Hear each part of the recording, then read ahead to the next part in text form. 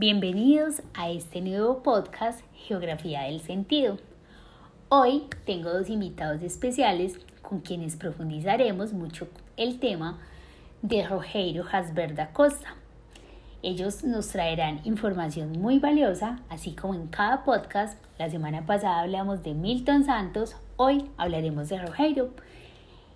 Quiero contarles un poquito de quién fue él, dónde nació, si aún sigue vivo, si ya murió, y también qué hizo como en su vida, en su carrera y todos sus estudios. Bueno, él nace en 1958 en Santa Cruz do Sul, en Rio Grande do Sul, Brasil. Murió hace poco, en el 2021, no hace tanto tiempito, el 14 de junio en Niterói, Brasil. Él fue un geógrafo, fue investigador y fue profesor universitario. Aparte de haber estudiado geografía en la Universidad Federal de Rio Grande do Sul, él hizo una maestría en la Universidad de Sao Paulo y un doctorado en geografía humana en la Universidad Federal de Río de Janeiro.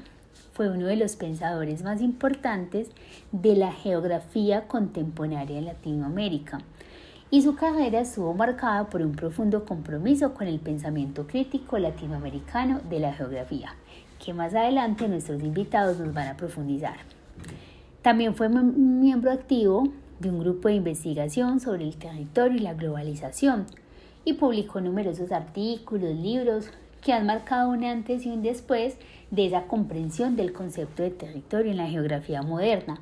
Hay algo muy importante, y es que nosotros muchas veces pensamos que el territorio simplemente es eso que nos ha determinado el Estado, ese lugar y ese espacio que nos dicen ya, solamente es tu territorio y quédate ahí.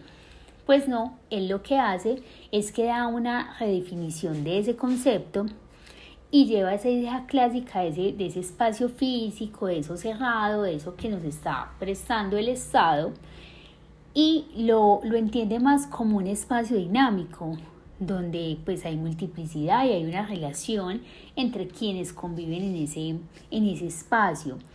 Aparte de eso, confluyen algunos aspectos que a veces pasamos desapercibidos, y es que en los territorios se dan dinámicas políticas, culturales, económicas y simbólicas.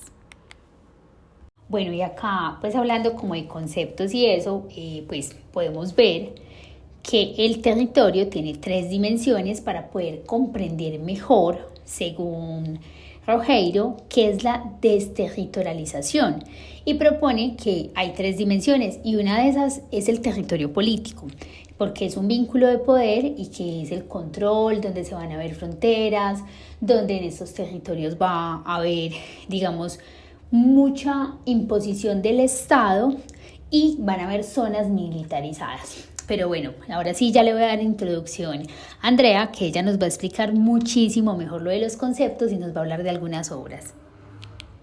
Bueno, y acá pues hablando como de conceptos y eso, pues podemos ver que el territorio tiene tres dimensiones para poder comprender mejor, según Rogério, qué es la desterritorialización, y propone que hay tres dimensiones y una de esas es el territorio político, porque es un vínculo de poder y que es el control, donde se van a ver fronteras, donde en estos territorios va a haber, digamos, mucha imposición del Estado y van a haber zonas militarizadas. Pero bueno, ahora sí ya le voy a dar introducción a Andrea, que ella nos va a explicar muchísimo mejor lo de los conceptos y nos va a hablar de algunas obras. Muy bien todo lo que dice Yura, pero antes de entrarnos a esos conceptos, yo quisiera conversar un poco sobre sus obras, sobre sus publicaciones principales. Y una de ellas es El mito de la desterritorialización, el fin de los territorios a la multiterritorialidad. Esa obra es fundamental para todo lo que vamos a conversar porque es una de sus obras más célebres y más importantes que tiene él. Tiene otras, voy a mencionar otras dos, que es Territorio y Multiterritorialidad en la globalización, y Globalización y Desterritorialización. Esas serían como una de sus tres obras más esenciales, más importantes. Entonces, dando a continuación al tema, ahora sí vamos a mencionar los conceptos.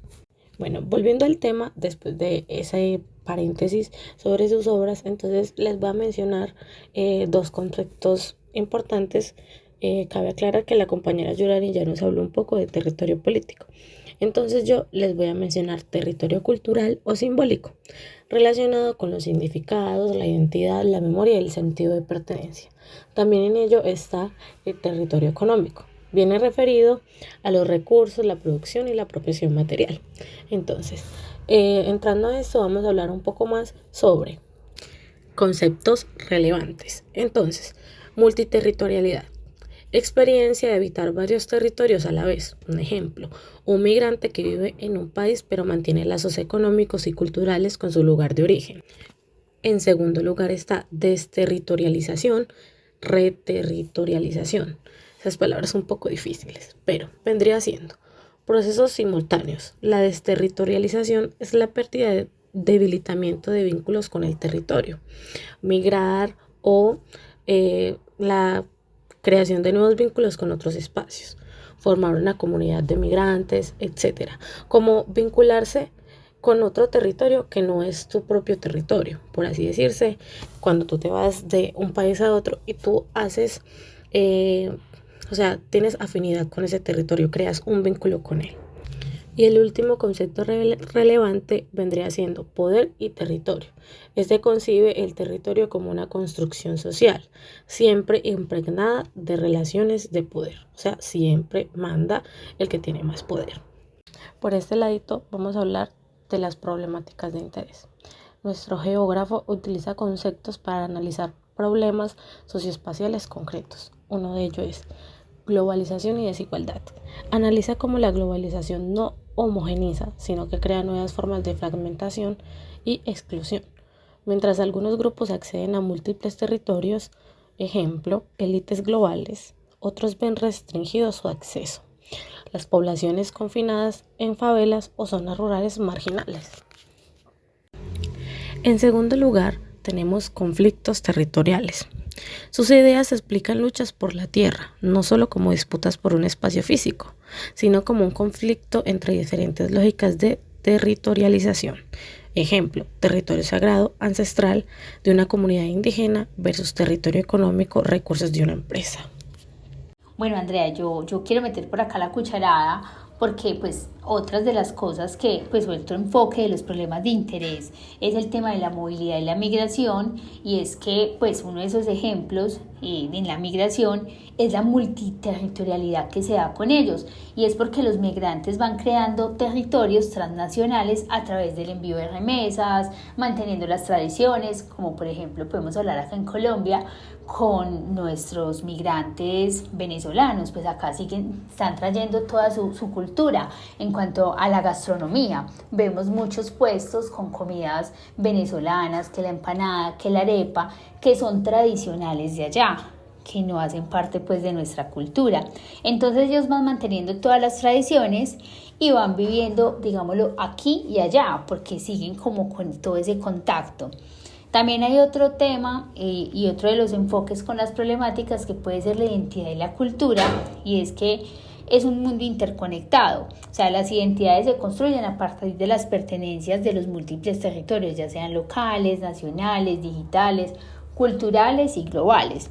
Y esto genera que hayan identidades híbridas y en constante negociación, porque pues estamos en un mundo cambiante todos los días. Entonces ya para ir finalizando, los vamos a dejar con nuestro compañero Juan, que les va a hablar de la corriente teórica, va a hacer una pequeña síntesis y va a conectar con los de EBA.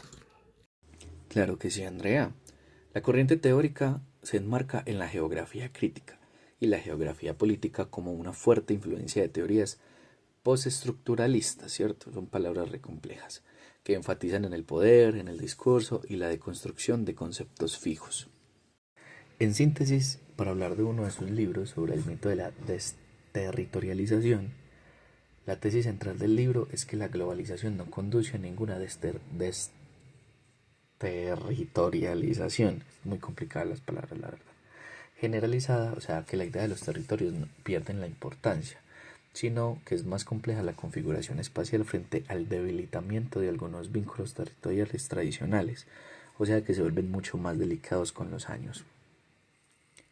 como por ejemplo el Estado-Nación, que surge con fuerzas, que surge con otros nuevos intereses, o por ejemplo las redes digitales, los flujos financieros, lo que son las cosas que emergen con la multiterritorialidad, donde los actores sociales ejercen control y construyen pertenencia en varios territorios de forma simultánea.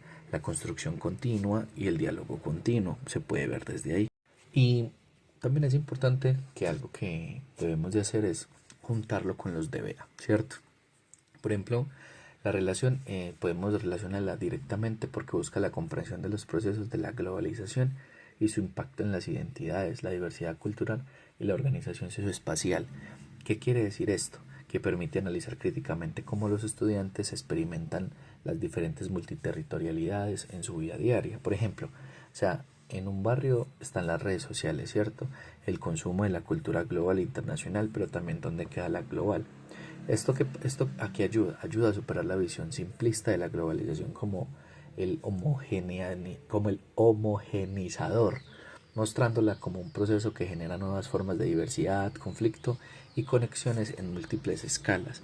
Esto también nos permite interconectarnos y ver cómo funcionan los diferentes espacios territoriales, no solo geográficamente, sino también podemos empezar a hablar de ese tipo de territorios como el cuerpo, que es un tipo de territorios que se está hablando últimamente.